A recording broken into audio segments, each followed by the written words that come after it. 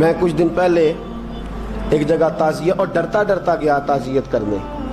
پرانے جاننے والے تھے, دوستوں کا رشتہ تھا, تو میں ایک ہی بیٹا تھا, تو وہ مجھے پتا چلا کہ ٹرین ایکسیڈنٹ میں انتقال کر گیا. تو میں ڈرتے ڈرتے گیا کیونکہ معاملہ مشکوک تھا. اور جب میں تعزیت کے لیے اندر پہنچا تو ہمارے جو انکل تھے, جن کا میرے دوست تھے, وہ ان کے کچھ عزیز کہنے لگا کہ حضرت جی آپ کے ساتھ والے باہر جا سکتے ہیں؟ تو میں نے کہا چلے جاتے ہیں. میں دوستوں کو گاڑی میں بھیج دیا, اور جب میں نے اس سے بات چیت کی, کہنے لگا میرا بیٹا ایکسیڈنٹ تو میں نے بنایا ہے, وہ تو خودکشی کر کے مرا ہے. شادی کے 11 سال بعد خدا نے ایک بیٹا دیا تھا, اور مجھ سے غلطی یہ ہوئی, میں نے کہا میرے بیٹے کو تکلیف کوئی نہ آئے. اس کے منہ سے جو نکلا میں نے اسے دیا, جو اس نے مانگا میں نے دیا.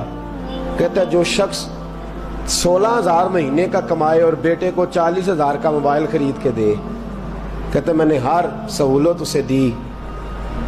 پھر ایک امیر کی لڑکی سے یونیورسٹی میں پڑھتے ہوئے اس کا تعلق بنا.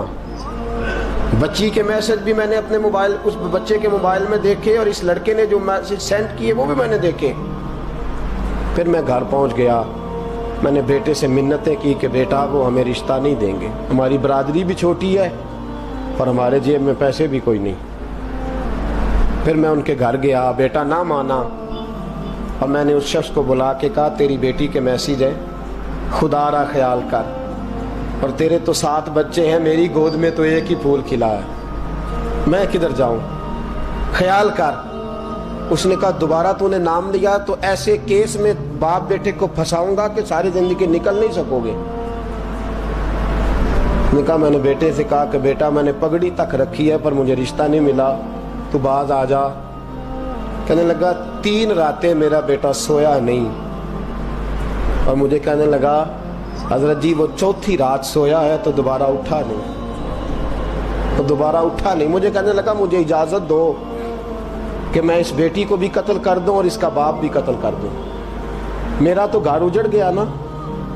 وہ کہنے لگا میں کبھی کبھی دوستوں کے پاس جا کے رات گزار لیتا ہوں اور میں اپنے دل کو سکون دے لیتا ہوں, لیکن اس کی ماں اس کے جوتے سینے سے لگائے پھرتی ہے, اس کی اماں اس کے پرانے کپڑے لے کے سینے سے لگائے پھرتی ہے. کہنے لگا حضرت جی کوئی کوشش کرو, کوئی دعا کرو کہ اللہ مہربانیاں کرے. میں کہہ تو نہیں سکا ان سے, لیکن میرے دل میں خیال آیا کہ کس نے کہا تھا کہ بچہ یونیورسٹی میں کو ایجوکیشن میں داخل کراؤ, کس نے کہا تھا کہ اس کے ہاتھ میں آگ کا انگارہ دو. میرے دوست, آپ تیز آنچ تیز آگ جلا کے اس کے قریب مکھن رکھو, اور پھر مکھن سے کہو کہ ڈلنا نہ, پھر مکھن سے کہو کہ پگھلنا نہ. بھئی تیز آگ قریب جلا دی اور تو کہتا ہے پگھلنا, یہ کیسے ممکن ہے؟ ہو سکتا ہے؟ بولیے نا, ہو سکتا ہے؟ لڑکا اور لڑکی کٹھے کالج میں پڑھیں, ایک کمرے میں رہیں, ایک چھت کے نیچے رہیں, ایک دوسرے کو دیکھیں, نام جانیں, فون نمبر پاس ہو, اور پھر کہنا کہ تم عشق کا چکر نہ لڑانا, کیسے ممکن ہے؟ اور بڑے سیانے بندے کہتے ہیں حضرت صاحب اعتماد ہونا چاہیے اولاد پہ. میرے نبی پاک کو اپنی بیویوں پہ اعتماد نہیں؟ عبداللہ ابن مکتوم نابینے سے ابھی آئے ہیں تو حضور نے فرمایا پردہ کر لو. حضور کو اعتماد نہیں؟ مصطفیٰ سے پاک گھر کسی کا ہو سکتا ہے؟ فرمایا پردہ کر لو, نقاب ڈالو. سونے وہ تو نابینا ہے, فرمایا تمہیں تو نظر آتا ہے نا, ڈالو نقاب. یہ اعتماد ہونا چاہیے. یہ کیسا اعتماد ہے کہ تو تیز آگ جلائے اور مکھن قریب رکھ کے اعتماد کر, یہ کیسا اعتماد ہے؟ ایک حدیث سنانے لگا, زندگی بار بھولنا نہ, دل کی تختی پہ لکھنا یہ روایت. توجہ ہے آپ کی؟ جاگ رہے ہیں؟ بار والوں کو میری بات کی سمجھ آ رہی ہے؟ حدیث سنانے لگا ہوں, ابن حجر اسقلانی حدیث لائے ہیں. رسول پاک صلی اللہ علیہ وسلم نے فرمایا جہاں مرد اور عورت اکیلے ہوں وہاں تیسرا شیطان ہوتا ہے. یہ تو پہلے بھی سنے ہوں گے نا اتنے لفظ، اس سے آگے ہیں ابن حجر حدیث کے لفظ لائے. یا رسول اللہ صلی اللہ تعالی علیہ وسلم، مرد اور عورت اکیلے ہوں تو تیسرا شیطان ہوتا ہے؟ حضور نے فرمایا ہاں. عرض کی حضور اگرچہ وہ نیک ہو، جاگ رہے ہیں نا آپ لوگ، اگرچہ وہ جہاں مرد اور عورت اکیلے ہوں وہاں تیسرا شیطان ہوتا ہے. حضور اگر وہ نیک ہو لکھ لو دل کی تختی پر. میرے رسول نے فرمایا اگر عیسیٰ کی ماں مریم بھی ہو اور زکریا کا بیٹا یحییٰ بھی ہو تو میں ان دونوں کو بھی اکیلا بیٹھنے کی اجازت نہیں دے سکتا. فرمایا عیسیٰ کی ماں مریم جو رہی مسجد میں، پلی مسجد میں، جس کی پاکیزگی کا اعلان قرآن کر رہا ہے، عیسیٰ کی ماں مریم. اور فرمایا یحییٰ صرف نبی نہیں، نبی کے بیٹے بھی ہیں، زکریا بن یحییٰ. فرمایا اگر یہ دونوں بھی ہوں، ایک نبی ہو اور ایک ولی ہو، مریم اور یحییٰ بھی ہو، مریم اور زکریا بھی ہو، فرمایا میں ان کو بھی اکیلے بیٹھنے کی اجازت ہے. تو کس نیکی اور پرہیزگاری کی بات کرتا ہے؟ تو کیسا پیر ہے اس کے پاس تنہائی میں بیٹھ کے بی بی اپنا دکھڑا سنا رہی ہے؟ تو کیسا مفتی ہے؟ اٹھا کے لے جا طریقتیں شریعتیں اور جا کے سنبھال لے اپنے جبہ اور دستار میں. وہ کوئی جبہ اور دستار نہیں، وہ گند ہے. اس لیے کہ جو نبی مریم سلام اللہ علیہا کو نبی کے پاس بیٹھنے کی اجازت نہیں دے رہے، وہ پیر کس بات کی مولی ہے جو بیبیوں کو بغیر پردے کے سامنے بٹھاتا ہے؟ اور تنہا بی بی کہتی ہے میرا دکھ سن لے، کس نے اجازت دی ہے؟ اور پھر کہنا تماشا لگ گیا، سٹنڈ لگ گیا. یہ شریعت بیان کر رہا ہوں، رسول اللہ کا فرمان بیان کر رہا ہوں، اور اس سے آگے ہمیں کسی دلیل کی ضرورت بالکل نہیں ہے. اور پتہ نہیں باپ کو کہ میرا بیٹا کیا کر رہا ہے. اندھی ہے وہ ماں جس کی بیٹی سارا دن نیٹ پہ بیٹھی رہتی ہے، اس کو خبر نہیں کیا ہو رہا. اور جب آگ گلے تک آتی ہے نا، داڑیاں جب جلنے لگتی ہیں تو ہمیں خیال آتا ہے یہ کیا بن گیا. اور جب ماں کا دوپٹہ کھینچنے لگتا ہے نا سگا بیٹا کہ چل میرا رشتہ مانگ، پھر اس کو پتا چلتا ہے کہ یہ تو معاملہ ہی بڑا خراب کر لیا میں نے. میرے دوست، جوانی زیادہ پیسے کمانے کا نام نہیں. اگر تو قیمتی کپڑے پہنتا ہے تو تو جوان نہیں. تو 50 کلو وزن بائیں ہاتھ سے اٹھا لیتا تو تو جوان نہیں.